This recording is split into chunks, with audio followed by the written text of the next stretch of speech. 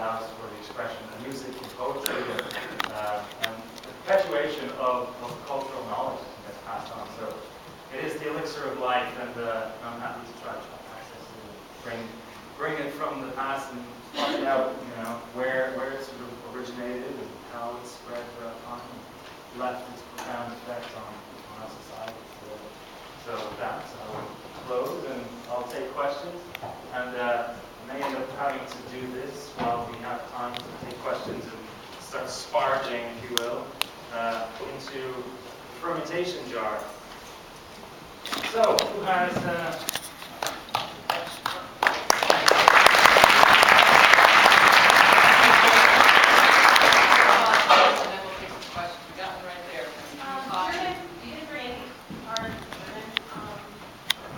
Yeah, I can go back. Yeah, that was much later in time, obviously. I was focusing on kind of prehistory. When it gets to, really medieval, we have quite a bit of, it's in the 1500s. Einskabot, right? That might be something you're familiar with. That's the German purity law. So these were some of the first, laws pertaining to beer and its, the mandate on how it should be made. That's a whole other talk on itself when you get to that period, because it gets very refined again over time. That's late 1400s laws. It's the earliest purity law. It's been amended very recently. But, there's multiple sites I can talk about. Many Iron Age sites too. In order to be, what does it have to be in order to be beer? Does it have to have a grain in it to actually? Typically, yes. Fermentable grain. Now, again, that could be the rice. It could be the corn. It could be barley. It's typically a fermentable grain, fermentable by the use of the yeast. And obviously the water. So that's really it. Modern days, there's two types of beer: ales and lagers. And that's really because of ale typically is a top fermenting yeast, and that's just the yeast that ultimately starts to filter through when you put it on. It's a naturally occurring yeast in the air. It settles and then eventually filters down through the liquid volume to ultimately ferment along the way. Now, it ferments at a higher temperature, so likely that was one of the first yeast strains. Over time, you get lagers. Lagers are a yeast that ultimately ferments from the bottom up.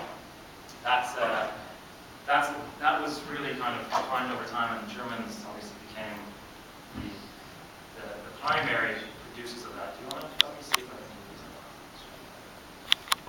I'm just going to sparge this. So what I'm doing is, now that this is very sweet, this water should allow the sugars to then filter out of that. And that's the process of sparging. You can see in here it's kind of a big soupy mess. I could just pour this whole thing in there, or just add water to this in larger volumes and let that ferment, but I thought I would minimize the amount of grain in this case. But again, these types of strainers do show up throughout antiquity, and this would have been a very useful way of using it. Go ahead, you have a question? Yeah, I was wondering about the calcium oxalate. At what point in the process of making beer does that come out? Is it in fermenting? Or it crystallizes over time, so it happens. There's multiple chemical reactions happening in beer. So there is calcium. Yeah, that's great. Where it crystallizes is ultimately where it dries out. So the chemicals are in there, both calcium and magnesium. Stuff in wine too? I'm not sure about wine. There's tannins in there, so I think it may, if anything, it's the result of water in that case, but not likely because the fermentables of the grain have more of those products, the byproducts that crystallize. That's essentially once it dries, it becomes that crystal form. You ever have like a jar of maple syrup, right? It starts to crystallize on the inside. It's sitting there. It's sort of just defined crystal matrix. So, who else? Yeah. I'm kind of fascinated by the topic of beer making as Cullen means exercise and how that relates to economics and politics. Sure. I'm curious if anybody's written about that. I guess in what you've looked at in these old written records, are there indications that beer was used for paying taxes and tribute? Yes, actually, yeah, good point. It was. It seems like, I mean, some of those transactions there on those Sumerian tablets, cuneiform tablets, actually talk about that. Use of, tribute, both the tribute to whatever chieftain, if you will. So that specifically puts women in the position of having Yeah, to that's come up very, with that's some a of the very taxes. important, kind Do of you know if catalyst. anybody's written about that? I don't know, actually. Not that I've come across as that effect on certainly the economic engine, at that level. Certainly when it becomes the pre-industrial state, we're getting large scale. It's interesting over time, though, within Egypt anyway, it does sort of shift hands, seen based on the iconography and some of the imagery anyway, that males seem to kind of take over, at least at certain points in Egypt. So maybe they realize its importance, and then they sort of muscle their way in. Even in English, we still have the word brewster, which is a feminine ending. That's, yeah. And I'm just kind of curious if anybody's trying to put that all together. Well, you could be the first, I guess. I think it's a very interesting topic, because you're right. I mean, you think that business is sort of the engine of man, and certainly that is the case in the Western world until the industrial era.